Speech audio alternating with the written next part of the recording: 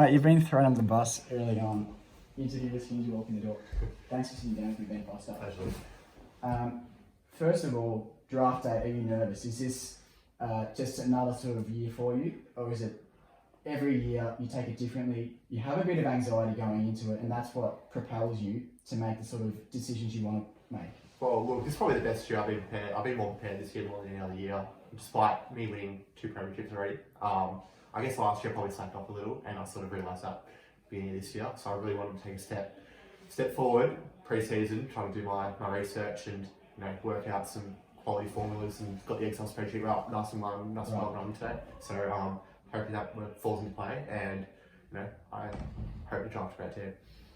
What would you say, because you do reference your past success, what would you say to the fans who, there's a bit of talk being generated that your best years are behind you, and that the transition to draft has not been beneficial for the franchise at the Knights Games? Look, I think my team that I've drafted in the first instalment of the draft, picking Patrick Dangerfield at 2 and Tom Mitchell at 23, 2 best players in the comp that year, just speaks dividends. So for the years that we've done the draft have obviously been pretty highs, and it's hard to keep up to a standard like that when I've drafted such an amazing team first off.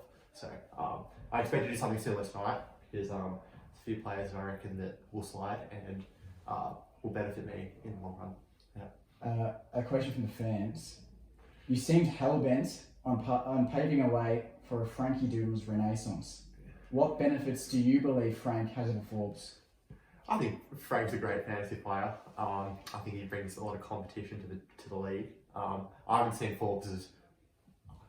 really seen Forbes perform on fantasy. I haven't really known him as a fantasy player, unlike Frank, who's been in the league for a while. He was in the league for about 5 years. So I just guess Frank was a very well proven player, and Forbes can prove me wrong. I'm sure he will prove me wrong, but I guess Frank was just a certainty in that aspect. Yeah. 2 more questions. Please, Timmy. One, there's a bit of a build-up for the Liz Heaton derby this year. Is it something you take seriously, or is it just another week for you? Just another week, actually. Liz and I are very, very close, good mates, and so is Hamish. So I look forward to that competition when it comes, and bring it on.